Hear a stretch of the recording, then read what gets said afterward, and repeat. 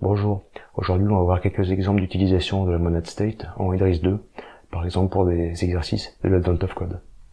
La monad state, ça simule un état courant modifiable, et ça permet de structurer du code ou de simplifier l'implémentation de certains algorithmes. On va d'abord voir un exemple sur la suite de Fibonacci.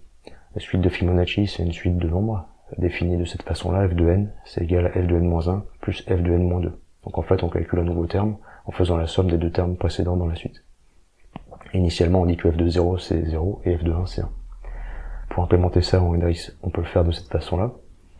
On suit vraiment la définition, f de 0 c'est 0, f de 1 c'est 1, et f de n c'est f de n-1 plus f de n-2. Ici, j'ai utilisé le type nat de Idris, qui suit la définition des antinaturels selon les axiomes de Peano. En gros, 0 c'est un antinaturel, et le successeur d'un antinaturel, c'est aussi un antinaturel.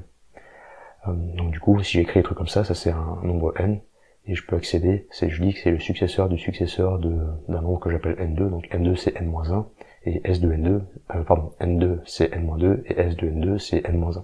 Et le s de n2 c'est le n. Si on fait ça, on a notre implémentation qui fonctionne, mais qui est très peu efficace. Par exemple, pour calculer Fibo de 44, il nous faut presque plus de 7 secondes. Pourquoi c'est aussi lent? Parce qu'on a beaucoup d'appels qui sont répétés. Par exemple, si je veux calculer f de 9, je dois faire f de 8 plus f de 7, et ces valeurs-là, il faut que je les calcule. f de 8, ça va être f de 7 plus f de 6. Le f de 7 que j'avais là, c'est aussi f de 6 plus f de 5. Le f de 7 que j'ai ici, ça va aussi être f de 6 plus f de 5. Alors que j'avais déjà calculé ça ici, donc on a plein de calculs qui sont refaits plusieurs fois, et du coup c'est pas du tout performant. Ce qu'on va voir maintenant, c'est comment stocker ces calculs en mémoire, et comment utiliser la monad state pour avoir un environnement qui contient les calculs qu'on a déjà fait.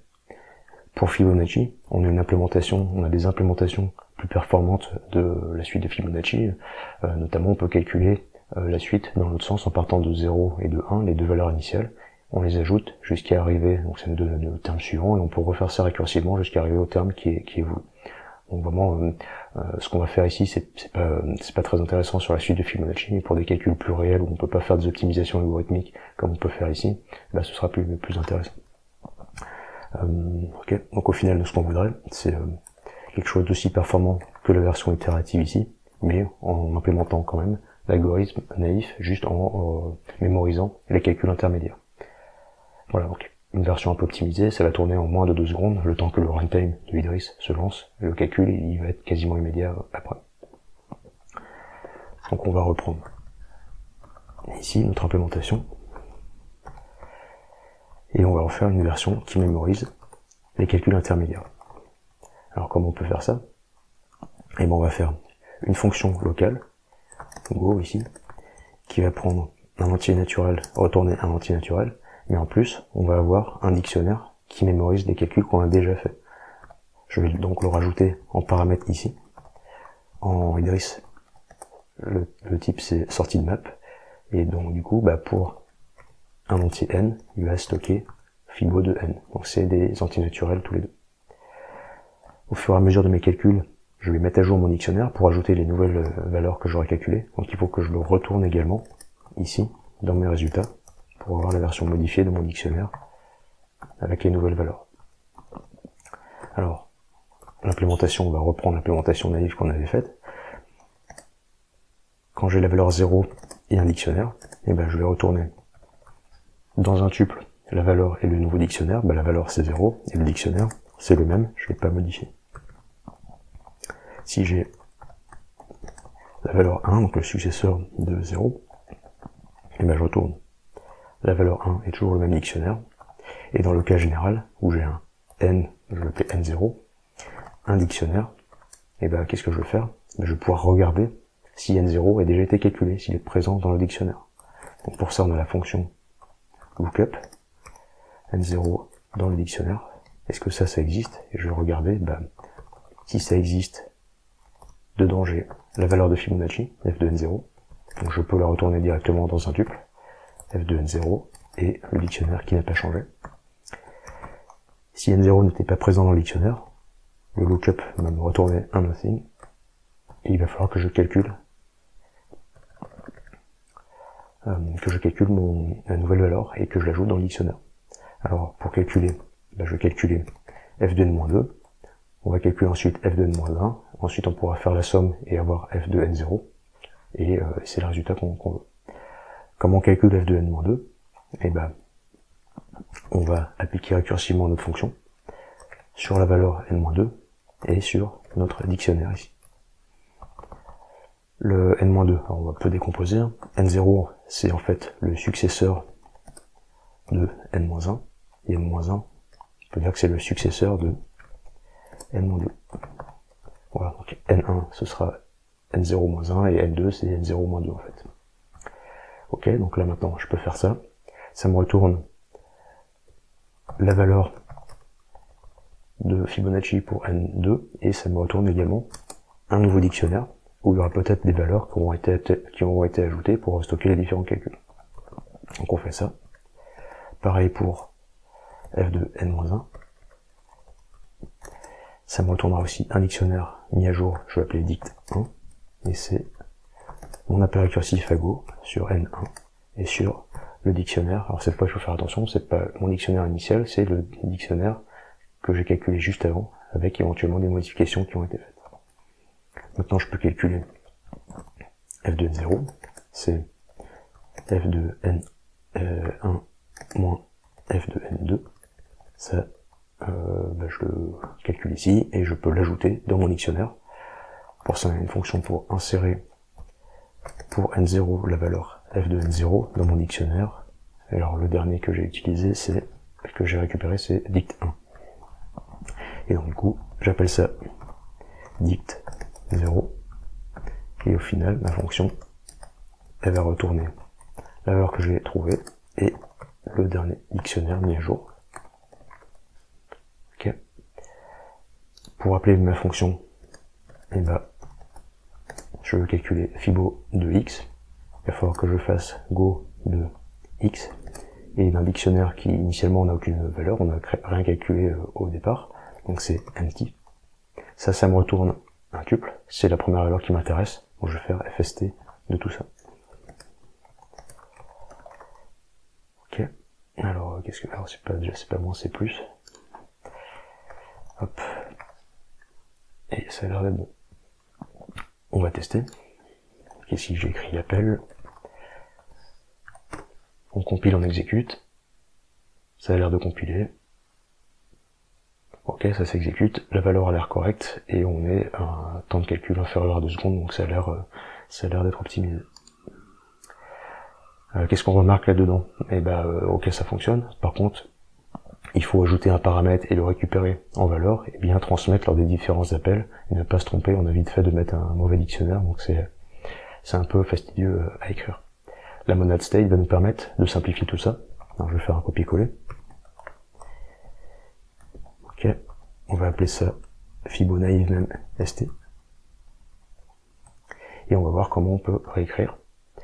L'idée, ça va être notre dictionnaire. On va mettre ça dans l'état courant, c'est les calculs qu'on a déjà réalisés, et c'est l'état courant qui nous permet d'optimiser, notre calcul ici. Donc au lieu de passer ça en paramètres, je vais juste dire que mon retour c'est un state, l'état courant est de type mon dictionnaire, et le résultat final c'est un entier naturel. Du coup j'ai pas besoin de passer mon paramètre aux différents en plus ici. J'ai juste besoin également de retourner la valeur, pas le dictionnaire, c'est l'état courant qui est fourni par monad state, donc j'ai juste besoin de retourner une valeur pure. Pareil pour 1 ici, et pareil pour le cas général. Voilà. Alors, comment on fait ici pour récupérer notre dictionnaire? Il faut le récupérer de l'état courant. State, c'est une monade, on peut utiliser la notation do et faire des actions qui vont manipuler notre état courant. Par exemple, on peut le récupérer. Je vais récupérer mon dictionnaire de l'état courant. La fonction, c'est get. Ensuite, du coup, je peux tester si ma valeur, elle est bien dans mon dictionnaire. Si c'est le cas, on va retourner la valeur qu'on a récupérée. Si c'est pas le cas, et ben cette fois, il va falloir la calculer. Donc là, pareil, je peux utiliser un do. On va pouvoir calculer fn2 avec l'appel récursif, qui est aussi une action dans state. Donc on peut le faire directement. fn2 reçoit go de n2. Pas besoin de lui passer le dictionnaire, parce que c'est ce que gère mon état courant. Pareil pour f de n-1. Hop. Ok, donc maintenant je peux calculer fn1, c'est une valeur pure à partir des deux valeurs que j'ai récupérées juste au-dessus. fn1 plus fn2. On va pouvoir également mettre à jour notre état courant. Alors, soit je pourrais calculer un nouveau dictionnaire, et alors il faudrait que je récupère le dictionnaire courant, que je modifie et que je remette dans l'état de mon state. Sinon, je peux modifier directement mon état courant avec une fonction qui s'appelle modify. Modify. Et la fonction appliquée, c'est insérer cette valeur, pour cette clé-là, cette valeur, dans mon dictionnaire courant. Donc ici, je lui place une fonction, et j'ai plus qu'à retourner ma valeur fn0 ici. Ok. Pour appeler ma fonction go qui travaille dans un state, il va falloir faire un eval state. Alors, il y a plusieurs façons de faire, mais là ce qui m'intéresse, c'est le résultat ici. Donc la fonction c'est eval state. L'environnement initial, c'est toujours empty. Et l'action de state à réaliser, c'est ma fonction go sur son paramètre x. Et a priori c'est tout. On va tester ces settings là.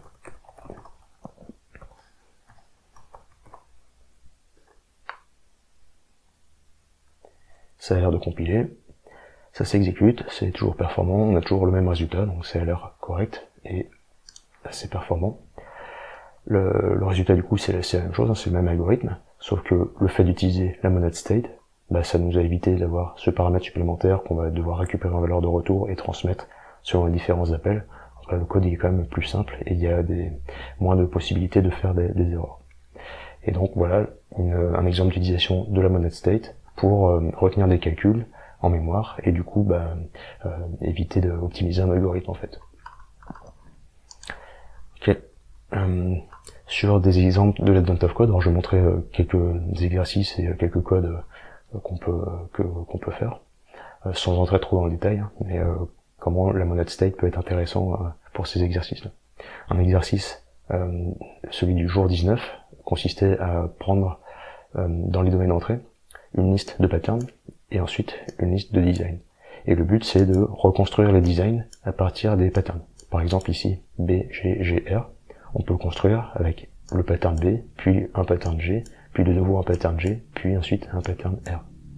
Le deuxième design ici, B, R, W, R, R, et pareil, on peut le construire avec un B, un R, un W, R et un R. Et on peut également le construire avec un BR, puis un WR et un R ici.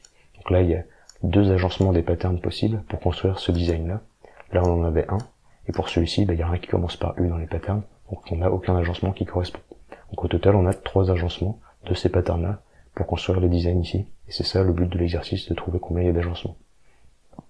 L'algorithme pour faire ça, ça va être pour un design donné, on va regarder quel pattern préfixe le design. Ici, on doit commencer par B, on va plutôt commencer par celui-là, le deuxième ici. BR, W, WR, donc on a ce design-là, et dans les patterns, on parcourt les patterns, on voit qu'on peut commencer par B, ou on peut commencer par BR. Et dans chacun des deux cas, on va essayer de regarder le pattern qui reste, donc soit RWRR, soit WRR si on a commencé par BR. Et on va poursuivre la recherche pour voir si on peut construire complètement ce design-là avec ce pattern-là.